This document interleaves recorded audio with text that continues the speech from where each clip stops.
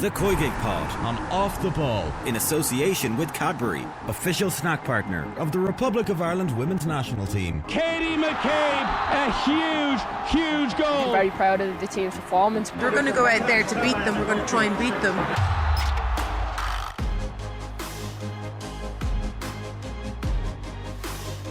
Hello and welcome to the COYGIG podcast. Kathleen McNamee here, and I am joined as ever by Captain Karen Duggan to look through the final weekend of the WSL. We made it to the end, Karen, at long last. And we're still talking to each other. What progress. I mean, fair play to us. What's it, our third season now? Yeah. Look, we lost a few bodies along the way, but these things happen. I know. Well, we're nice and consistent and loyal to the podcast, so that's all that matters. We can give ourselves a pat on the back for getting this far along.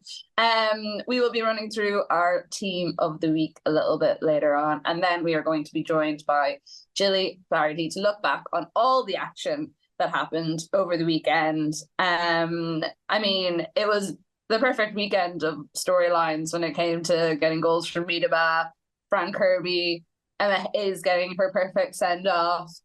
United not doing too well, but I'll save for talking about that for a little bit later on. I won't push you too much on it, Karen, since we are still talking, as you pointed out.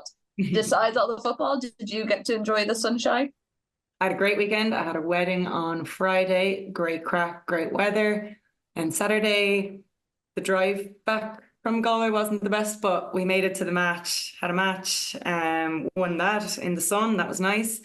Then I know everyone's all Bruce Springsteen, went to Girls Aloud. Honestly, up there with, I'd say, honestly, pushing Westlife for the most fun you can have at a concert. It was top tier. That is a big claim. It did look like a lot of fun. I saw a few of my friends were at it and I was kind of raging. I didn't get tickets because I forgot how many of their songs are bangers and ones that I absolutely love. I was like, when can I go to the bathroom? You know, you have that. I was like, which one can I go for? But they played, there was too many and I ended up missing Jump and I was very upset about it. But then another one came. That's a pretty devastating one to have to miss, but I'm glad you had a fun time. I myself was at Bruce. I was one of those people that was all bruised out for the weekend. And you can't tell by the sound of my voice, I had a lot of fun. I did a lot of singing, even though I don't actually know that many of his songs. And I think my boyfriend was like vaguely embarrassed by me because he is actually a big Bruce fan, whereas I just like enjoy the music. These Bruce fans like go to every concert. There's like been about 5 in Ireland and people are going to all of them. I was like, okay. I mean, they're not Westlife, but okay. Oh no, like Bruce fans are hardcore Bruce fans. And it's not cheap to do it either. Like our tickets were €136 each. And I'm like, if you're doing like 4 or 5 nights of that, plus like accommodation, everything else, but he's like a god to them, the way they react. But I mean, it was a great show. The band was absolutely insane. I've decided that in another life, I would like to be a saxophone player because I just think it's such a cool instrument. Okay. Yeah, I can see that. I don't think I could pull off a saxophone, but maybe I could play the triangle in the band. I mean, that suits me. The whole podcast can just be about that. It was cool as well, like running out onto the pitch. Look at me, who am I? But like going onto the pitch in Croke Park, and it was such a beautiful evening as well. And it was just really nice to, I don't know, have that like experience of looking around you and being like, so this is what people see when they're running out on All Ireland Day, and it's like blazing sunshine and 80,000 people are roaring. Yeah, I mean, most of us won't get to experience that, but again, even obviously the result didn't go well, but Old Trafford this weekend, you know, that's what you want to see. The girls want to be getting these chances. And obviously we have Ireland games coming up and we're going back to the Aviva and stuff like that. So, yeah, it's great. It's always great to be out there in any capacity. Yeah, I remember before interviewing Eileen Gleeson, I think it was when she was just appointed and they did it on the pitch at the Aviva. And I did just take a little moment to myself running out. And I was like, yeah, I'm just going to soak this in because I am never going to get any sort of opportunity to be here for any sort of sporting reason ever again. And speaking of, actually, she's announcing her squad on Wednesday. I think it's due at around 10 o'clock in the morning. Do you think we're going to see any surprises, or do you think it's probably going to be pretty standard? Pretty standard, you'd imagine. I mean, the only thing that would surprise us is if there's some injuries that we haven't quite heard about or something like that. So hopefully that's not the case, but I mean, we've introduced a lot of new people in the last while anyway. It would be hard to see that more people will come out We of said it last time, We Karen, did say that the and last it time. hadn't appeared. Yeah, this is true. So, yeah, I could be eating my words there, but no, I think you need to solidify the squad now, kind of get everyone bonded. These matches are going to be tough. They're going to have to do a lot of work in the short space of time to get ready for, when they do have the playoffs. So I'd like to see some consistency in the squad, but of course, like it is, you are just at the mercy of injuries. Unfortunately, they keep coming thick and fast.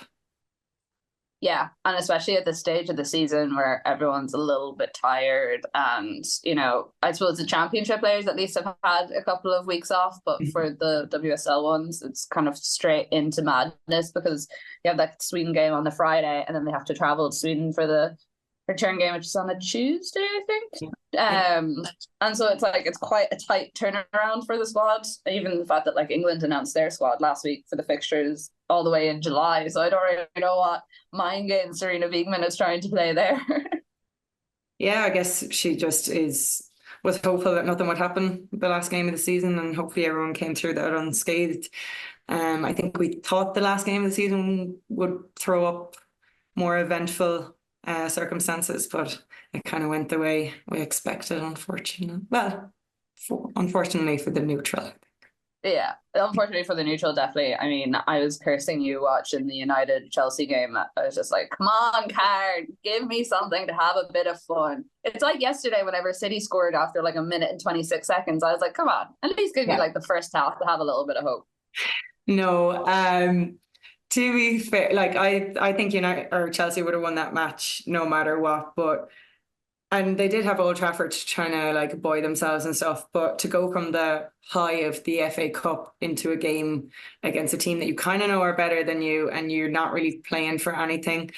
I'm not going to justify the performance, but I understand. I mean, I've been in a situation where we won a league and it was the first time we'd won it in ages, and we got so excited after winning the league that we did celebrate it. And obviously we went into a cup final then, and in our heads we were ready and we absolutely were fit enough to go and do it, but we couldn't quite rise to the occasion, and we were playing for something. So to be not playing for something, I'd imagine subconsciously the FA Cup probably just took a lot out of them. I think the season took a lot out of United, and the gulf in class between themselves and Chelsea was very evident to see, unfortunately. It's something to look at, I guess. Yeah, I mean, I kind of got to the stage where I'm just going to sit back and enjoy some goals and not think that United are going to actually put it up at all. I think once Chelsea hammered Bristol in that way, I kind of just knew that they had that they would go on to do it. I just couldn't see it going any other way, really. Yeah, I mean, I think you're probably right about United in that it's so hard when you achieve your first ever silverware as a club. And as you said, after a particularly not easy season for them in general, you totally would just check out a little bit and think, well, I'm fit enough. I've had enough time to prep throughout the year. It's the end of the season. It'll all be fine. But I think you saw a lot of the naivety in the team as well. Like just the defending was absolutely woeful. We can talk about it a bit more with Gilly. I'm sure she'll put her expert views on that. But I mean, yeah, it was not a good day at the office. I don't think we'll be seeing any of the United players appear on Team of the Week this week, unfortunately. No, I don't think so. And that, Karen, is absolutely brilliant segue for me to go into Team of the Week. I mean, do you do this professionally or something? Unfortunately, we don't have Emma Carroll with us this week, but she did send through her team. So any complaints, do not direct them towards myself and Karen. It's all issues lie with Emma, please and thank you. So in goal, we have Leet, and then she has Martz, Turner, Charles, Cuthbert, Daly, Hemp, Miedema, Rayton, Ramirez, and Kiernan. Very surprised not to see Fran Kirby in there with the emotions that Emma was showing at the weekend when she scored, and just as a general little pat to her because I know she's a big fan, but very hard to argue with the players that she does have in there. She was joking as well that she was only going to put in one defender and it would likely be the goalkeeper with the amount of goals that were scored. Yeah, I mean, it's hard to argue for Frank Kirby, because I could have argued to put a lot more Chelsea players even in the team for that. Obviously you've got Charles in there. Yeah, she's definitely worth her place. Who else? I thought Canada was really, really good. I agree with Wrighton being in, and that Ramirez performance, Terrifying. It's like when you think of what's to come. I kind of feel like next season it could be the Ramirez versus Shaw, could be the main storyline of the year. It's just the way she can breeze past players, and it's not even like pace, it's just power and composure on the ball. And even her finish for that goal, like, yeah, she's an unbelievable talent. And yeah, if I was a centre back coming up against them, I'd be quite scared. A bit of, I thought Everton maybe deserved a little shout or a little representation in there. I'm gonna butcher the name, but Snoys, the striker. But she was really, really good. And yes, but I'm not gonna, unless she was gonna take out another defender, we're not taking Leanne Kiernan out of there. Hat-trick hero. No. Amazing. Oh, it was amazing. Yeah, and not tap-ins. Like she had a lot of work to do for all of the goals. And to end the season on that high with the match ball going into an international window, I think every Ireland fan is like, oh, thank God. I know. She's had such a good run of form the last while that I'm almost slightly sad that the season is coming to an end, just so she could like get that consistency up a little bit more. But I suppose as well, with her injury profile in the past, it's potentially not the worst thing in the world that there is maybe a bit of time now and she can just focus on the international side, especially since these are the games that realistically, if we're going to get goals, they're probably the ones that hopefully maybe they're going to come in. Yeah, well, that's it. That's what we're hoping for. Yeah, just an injury-free Leanne Kiernan, just in terms of options, because she can obviously play the striker role, she can play in the wing. There's going to be a quick turnaround, just travel, you're going to need legs. So no, she provides that in abundance. So great to see her playing with confidence. I think that's the main thing with her. Then back to team of the week, I suppose we got our sentimental input in there by putting Miedema in there. And it was just like the goal she scored was a classic Vivian Miedema goal, like just great movement, composed finish. It was lovely to see kind of the outpouring of emotion and stuff from everyone being so happy for her. And still begs the question as to what the F are they doing? Well, that's exactly what I thought whenever she scored, was that it was a classic Miedema goal, and it was almost a bit of a first touch as well. Yeah, first touch, even just the way she hit it and everything, it had that slightly like lazy composure that she looks like she has on the ball, but like she completely has absolute control and it's not going to get away from her. And it just, I don't know, like if she had got a new contract and she scored that goal on the final day of the season, you'd be like, right, okay, yeah, we're gonna have the summer now to like properly get fitness back up and just, get back to normal after the ACL. I'm just gonna come back in the new year. I'm just gonna do absolutely brilliant things. But the thing is, she could do that, but just it won't be for Arsenal. I know, that's the thing. Now you're just looking at it going, oh my God, it's gonna destroy us next year. I don't know if you saw, but apparently Lot Wubbemoy kind of made a bit of a reference in her Instagram post about the potential of Miedema going to City and then changed it. So that seems even more likely now.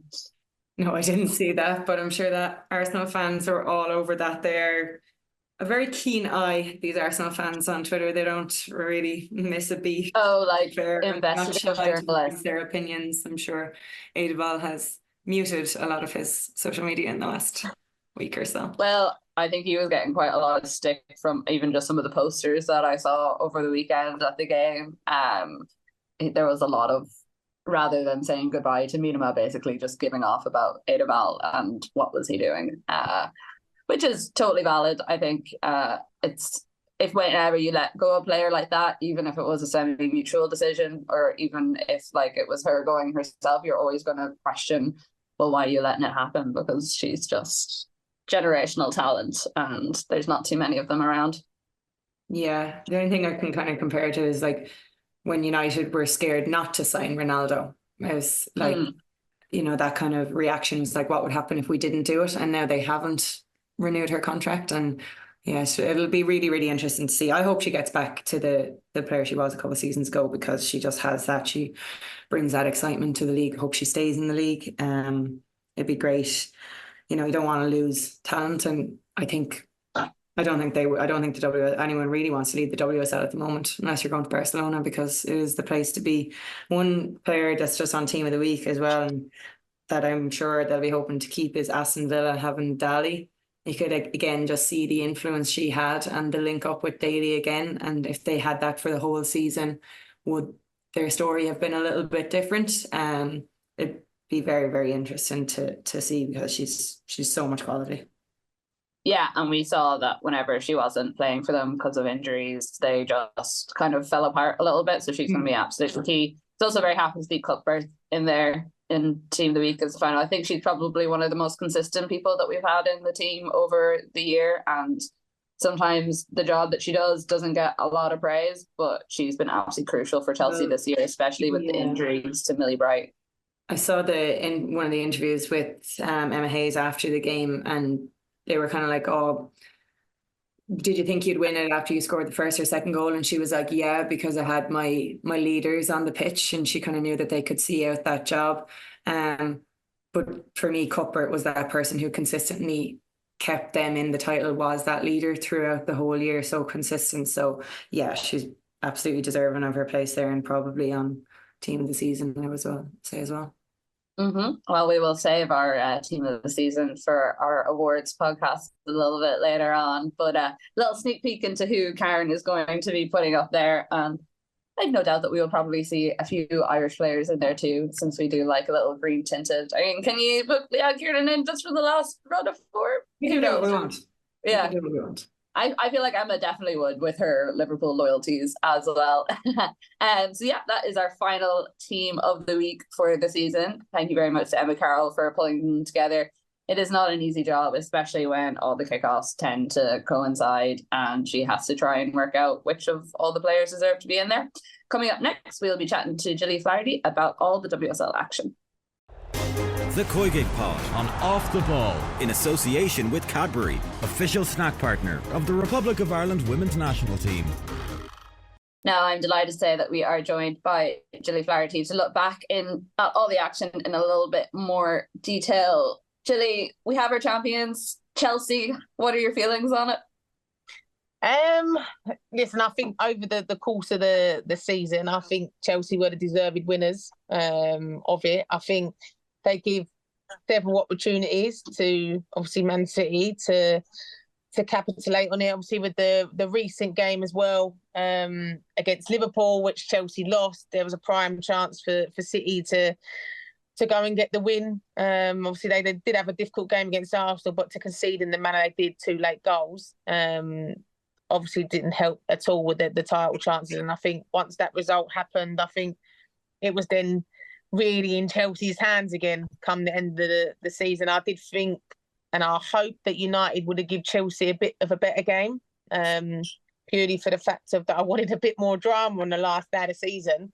But it wasn't meant to be. But I think it's just over the course of the season, I think with Chelsea, the injuries that they've had, I don't think there'd be anyone else in the league to lose the players that they have done. Of course, yes, they brought in Ramirez, but to still lose the likes of Sam Kerr, Mia Fishel, and then to go on and potentially play most of the season without Millie Bright as well, and to still be able to go and obviously win the league, I think was huge for them. So, yeah, I think they deserved it over the course of the season. Boring, though, isn't it? Bit boring. I know, it was kind of written in the stars. I mean, for a while there, we thought Emma Hayes would have the absolute disastrous ending, but I think considering what she's done for women's football, we can't really begrudge it as much as we did want a bit more drama. Well, especially when you look at the City results, I mean, they very nearly made a hames of the whole thing themselves. And if it had been closer in the Chelsea game and it was like 1-1 in the City Villa game, it would have made for way better drama. But I suppose also, as I was saying to Karen earlier, Gilly, you could just kind of sit back and eventually just enjoy the goals, enjoy the storylines that came out. You had Emma Hayes, you also had the likes of Frank Kirby getting a goal, and I think a lot of Chelsea fans would have been absolutely delighted for her as much as they were anyone else. Yeah, and I do think that obviously you're looking at 2-3 weeks ago, there looked like there was a good chance that Chelsea were going to be bringing nothing home this season. And I do think if you're looking at it like that, it wouldn't have been fair, I think, on Emma and what she's done for the women's game for her in her last season to be coming away with nothing. But yeah, I just think the way that Chelsea scored so early on 2 big goals, it sort of obviously just killed Man United. And I think if Maletitia scores, obviously she had a chance, didn't she, with a header, he goes to 2-1, it could have been a different game. But then I think Chelsea just ramped it up again, and then I think it was out of reach completely for him. And then obviously then the City game, like to have like 31 shots or whatever it was, but only have 12 on target, like that's ridiculous. Like, so it just sort of, I think City just fell short of it. I think losing Bunny Shaw the last few weeks as well has been difficult for them. And potentially if she was playing, then some of them chances would have gone away, and we could have had the excitement of the Chelsea banging in goals, City banging in goals as well. But yeah, it just wasn't meant to be for them. Yeah, I think, Karen, you said like quite early on that Bunny Shaw's general fitness was going to be absolutely crucial to how City did this season. And I think the game on the weekend in particular showed how much that team is set up around her and how much they miss her when she's not there. Yeah, I mean, I thought Man City played some unbelievable football, and some of the positions they got themselves into were great. I thought that the Villa keeper had a stormer as well. But I feel if I was City, I'd feel excited still for next season. I think the emergence of like Mary Fowler towards the end of the season, I think she's been fantastic. It'll be interesting to see who goes out the door, because they really do have at the core of a very, very good team. Obviously, they need someone new to step up as captain, as club captain. So it'll be an interesting time for them. I think that around Gareth Taylor, any chatter about him, that's all put in the past now, because I think they've really gone from strength to strength this season. Whereas that's obviously not the case with Arsenal. I think there's always going to be the rumblings around Adeville, and then Chelsea. Obviously, it's a new manager coming in who's going to want to make their stamp on things. So I wonder if the consistency that they lacked in previous seasons, that the momentum that they've built this season can push them to the next step next season. Maybe with the addition of a certain other striker, that would help as well. But yeah, we'll see. I think it was going to be one of those games. Even if they'd scored more goals, they weren't going to score 10 goals or whatever. It ended up as 8. So I think Villa have more pride than that, to have allowed that to happen. But yeah, I mean, Bunny Shaw was huge. I think they might have had more goals against Arsenal had she been present in that game, and we might have had a different storyline. But it is what it is, and champions know how to win, and they knew how to win big at the end of the season when it counted. Chelsea did. So yeah. Yeah, I mean, I think you're definitely right, and I think next season will be really interesting, because you'll have what's like a matured City team and how the players that are there and how they've managed to mold themselves together, and then you'll have a very changed face of Chelsea. Even if you look at the players that are leaving alongside Emma Hayes, they've been such key leaders within the group of players, never mind, off the pitch as well. So definitely an opportunity there for someone to challenge Chelsea a little bit more. In terms of United, Gilly, like, did they leave their heads in Wembley a little bit? Well, yeah, maybe they had too much of a party after Wembley, but it's odd, because I was saying that when I was at West Ham, we had the FA Cup final against Man City, and we lost it, but we actually played really, really well. And it was a shame, really, because I really would have just liked us to end the season on that game, because it was a credit to us how we played against City. Really, we was underdogs. And then we come up against Brighton the week after, where we should have beat Brighton, and we got absolutely trumped 4-0. We was awful, and it was like the curse of Wembley, except we didn't win at Wembley. But Yeah, I think it's different. I just thought that United, after having that win at Wembley, I just thought, and knowing that the last time they played Chelsea, they beat them in the semi-final as well. I thought United have got it on the card here to really spoil the party. But I think with Ramirez starting for Chelsea, I mean, she's an absolute bully. Like, there's no centre-back I've seen currently in the WSL who can live with her. To have her back and available when that was sort of like a surprise package, really, because everyone thought she was injured and not available. And I just think United just looked lost. They literally looked like they was just a middle of the table average team. And I think when you play up against Chelsea like that, who were in the mood that they were in, it's difficult. And I think playing at Old Trafford, I don't necessarily think United play well at Old Trafford anyway. I think it could have been potentially different if they was playing at the Lee Village. But obviously this I think you're right. I think the pitch did play into it. I think the vastness of the pitch, it left them very exposed. I think against a player like Ramirez, she can run at you so much. You really have to minimize the space that she can run into and try and keep everything tight and compact. It's very hard to do that in Old Trafford. Maybe they didn't expect her to start, didn't talk about that much during the week. But yeah, the floodgates really opened. But there was some really poor defending as well. I mean, some of those balls could easily have been cleared.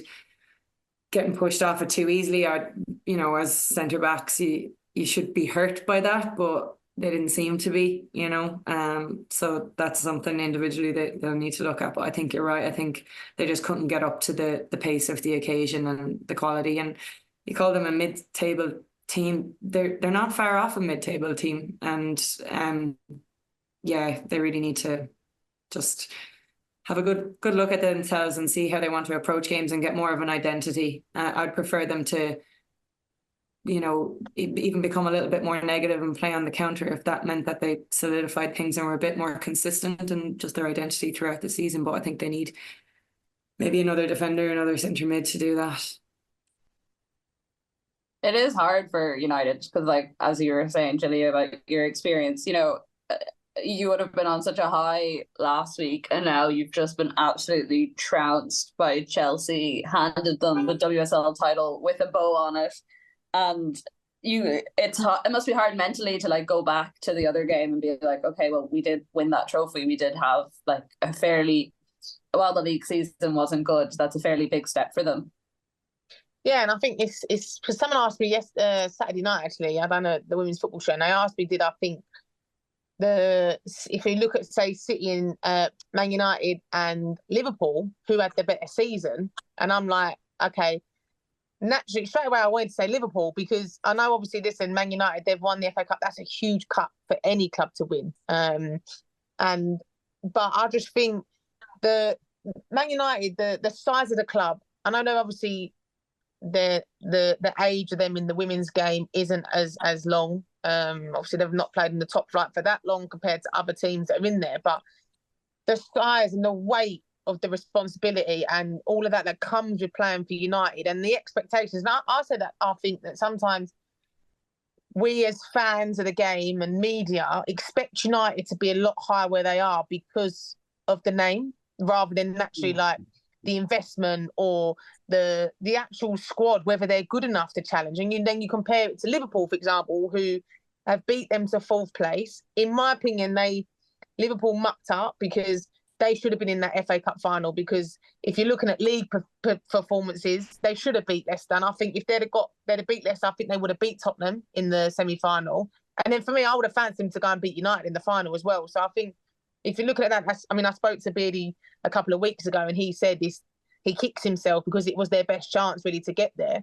But in regards to United, I think if you're looking at the way people talk about United, that they should be pushing the top three, in their games against the top three, they've been poor. So obviously looking at, they beat Chelsea in the FA Cup, but they've been poor. They've not pushed them. And that's what I think, if you want to be that team that's competing for fourth or competing for third or whatever, you have to then go and challenge against the top three. Whereas, like Karen said, I think with United, there's no DNA at all. There's no way that they play. It's a lot of individual players, and it just looks like they're just all over the shop. And what's the recipe to change that? 'Cause it doesn't look like Mark Skinner is going anywhere soon. Is it like, is he the manager that can actually bring an identity to this team, Karen? I know you've been kind of critical of him in the past. Yeah, I think he's had long enough with them now to have come up with something. I think they were lucky with the players they had in the previous season, that things clicked together. I don't think he's been able to just get any fluidity in how they play. Like, a lot of their goals that you see, they come from like a high press and like a closing down, as opposed to formulated passage of play. It's something that comes straight off the training ground.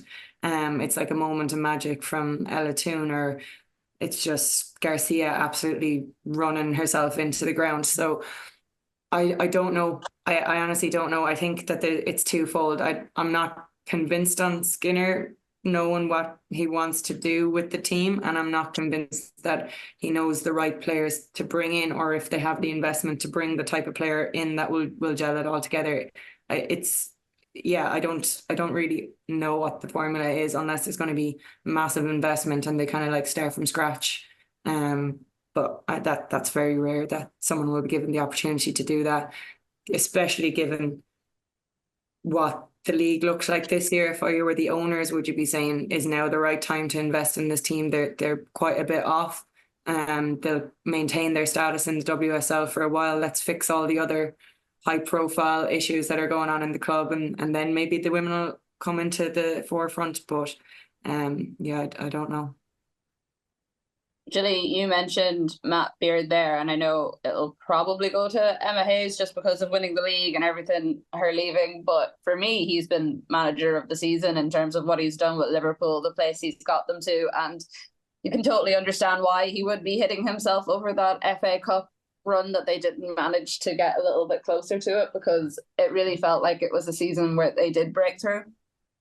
Yeah, and I still would give it to Beardy, the manager of the year, because I think, okay, yeah, Chelsea won the league, but they didn't do well in the Continental Cup. They didn't obviously do well in the FA Cup either. So I think, and I think if Chelsea didn't win the league, then there'd be a lot of talk of, well, hold on a minute, they've spent all this money and they've got no trophy. So I think take away the sentiment of it, being Emma's last year, in my opinion, with what Beardy's done at Liverpool is huge. And I think the club deserve a lot of credit, because I went up there a few weeks ago and they've obviously moved training grounds. So they've gone to Melwood, which is obviously the old men's training ground. And there has to be some correlation, the fact of that since they've moved there, all that stuff off the pitch, the training facilities there are second to none. There's no surprise then that the on-field, the way they've been playing, has been the best that they've played. And I think, obviously, looking at it, it's only the second season back into the WSL, and they're finishing above United, and they're finishing in a strong fourth position. And it's a shame, really. I said it's a shame that there's not really another European competition for players or for clubs that finish fourth, because it's hard, because unless like he got to the cup final or they'd won something, you're going to look at that and think, oh, you've come away really with nothing this year. But fourth for a club who have got relegated and then have come back into the league, that's huge for them. So I know, Emma probably would get it because of the fact of the sentiment side of things. And yes, Chelsea have won the league. But for me, Beardy deserves to be the manager of the season for what he's done at that club. Karen, what do you think? I agree. It's so because we see how hard it is when teams come up from the championship to stay in the league the first year, but then to go from where they were talked about in the relegation battle the previous season, and the jump that they've made to make that much of a marked improvement deserves the praise, and it deserves the same amount of attention that we've given, say, Villa during the year, who we pegged as going to be a good team, who were fighting relegation nearly at the start of the season for a while. So I think he deserves a massive credit. I think he recruited well, got the kind of players in that fit his style, the likes of, Jenna Clark. He needed another centre back, especially knowing Niamh Fahey obviously has some injury, where he's like just a bit more clever and not going for big name, big money signings, but he has a view of how he wants to play, and then he finds the players to fit that, as opposed to retrofitting it the other way around. So yeah, I think that's a mark of a really, really good tuned in manager. Yeah, and obviously having the likes of Leanne Kiernan coming back, getting a bit of consistency of form, banging in those goals is something that we like to see from an Irish perspective, especially ahead of that other meeting with England during the summer, Gilly. In terms of Arsenal, and obviously they got the big win against Brighton, 5-0. Miedema got her goal. We were chatting a bit about it earlier, myself and Karen, just how it was such a classic Miedema goal, and it almost, Gilly, it hit you even harder again. Like, I'm an Arsenal fan, that you were letting go a generational talent, and I suppose it makes you question the decision a little bit more again. Yeah, and I mean, I had a friend text me today. She was like, "What's your opinion on Miedema going?" And I could just tell she was so fuming about it. She's like, she's going to come back. She's going to bite us in our backside next season with goals. And yeah, I mean, for me, Viv, when she's fit, is one of the top 3, if not top 5 in the world. Do you know what I mean? So for Arsenal, and she's not a player that's like 32, 33, by the way. She's like, I know she's coming back from a difficult injury, but even then, to see obviously come on, she bangs a goal in, and just when you have a player like Miedema in your team, you just know that if a chance falls to her, she's gonna get a goal. And even like obviously she played a little bit deeper for Arsenal because she wanted to get on the ball. And I think it was that understanding of what position is best for Miedema, because obviously she started off originally as the 9, then she dropped to the 10. But whether there be things off the pitch in regards to her at the club, whether there's a bit of, obviously there's videos that have gone around on Twitter last week of her against Everton where she sort of pushes Jonas's hand away and stuff, and whether that's a problem off the field or whatever. But I just think when you have a player like Miedema, you don't just let her leave, especially not on a free transfer as well, to probably go into one of your nearest rivals and say that the reason for that is because you want to freshen things up. Like, it's mental. And I just hope for Arsenal's sake that this isn't something which they look back in a season's time and think, why and how did we let one of the best players just walk out this club? I think even if she doesn't go on to have an incredible season and bite them in the arse, I think it's really bad business to have had someone like that in your ranks and have not nailed down a contract well enough to benefit from her leaving, even if it is the right thing for the player or for the manager. I just think the game has gone beyond making it that easy to just let your best players go. And I think United were guilty of it last year and potentially could happen this year as well. And I thought Arsenal wouldn't have fallen into that trap a little bit.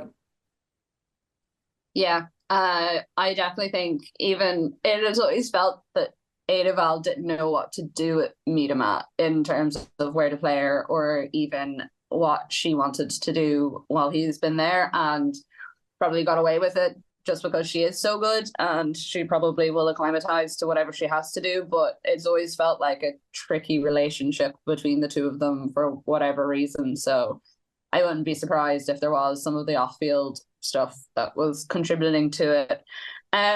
Gilly, just to wrap up, just want to get your final thoughts on West Ham, difficult season in general. Yeah, I mean, it hurts me with West Ham because obviously I spent 4 years there, and it's frustrating because I think you're looking at the catchment area that they're in. They should be doing so much better than what they're doing. But one, like, for example, a thing that frustrates me with the club is that they're the only team not to play at the main stadium and haven't played there since we lost to Tottenham. I think it must be about five years ago now, maybe 6 years ago. Like, that's ridiculous and it's poor.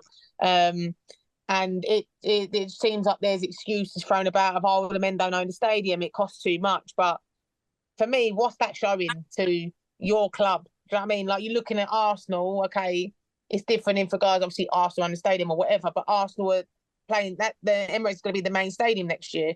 And I know you're looking at finances and stuff, but I think things like that just doesn't look well on West Ham at all. And I think they've been lucky the last few years because there's always been one team that's worse than them in the league. And that saved them. And I think obviously Skinner's gone in there. I mean, they had good results against they nicked some points off the top of the clubs, and they sort of caused a few issues, but it was the consistency that they lacked. And I think for me, they need to really know what their vision is in regards to WSL. Are they just there to be picking up the bottom half of the table, or could they really go on and challenge and try and be like a Villa or try and aim for the 5th and the 6th spot? I don't believe that they'll ever be a club that challenges for Champions League and stuff. I don't believe that at all, but there's no reason why. They've got such a good, in regards to facility, like the women's team obviously share the training ground with the youth boys, but they've got their own building. They have good facilities down there, and it's just that's what frustrates me, because they should be doing better than what they are, and they've underachieved for me in the last few seasons, and it's just they have to decide really as a club what they want to do and how they see the women's team. Well, I think a lot of people would like to see that as well, just in terms of adding a bit more competitiveness to the leagues. They're generally quite a frustrating team to watch. You feel like there's potential, and then they go and do something silly, or someone gets injured, and things just kind of fall apart a little bit for them. Gilly, thank you so much for joining us this evening and sitting inside when it's so sunny outside. We do very much appreciate it. Karen, thank you as always. The COYGIG Pod on Off the Ball is with Cadbury, official snack partner to the Republic of Ireland women's national team. If you want to get in touch with us, you can do so on Twitter/X at the COYGIG Pod. We're always keen to hear your thoughts. How do you feel about how your team did? Now it's the end of the season. Are you disappointed that we've just witnessed another Chelsea win, or do you think it's a good send-off for Emma Hayes? Do let us know, and we will see you very soon for some end-of-year awards, and also a look ahead to those Sweden internationals, which are coming up very soon. Thank you all for listening, and we will chat in a short while. The COYGIG Pod on Off the Ball, in association with Cadbury, official snack partner of the Republic of Ireland women's national team.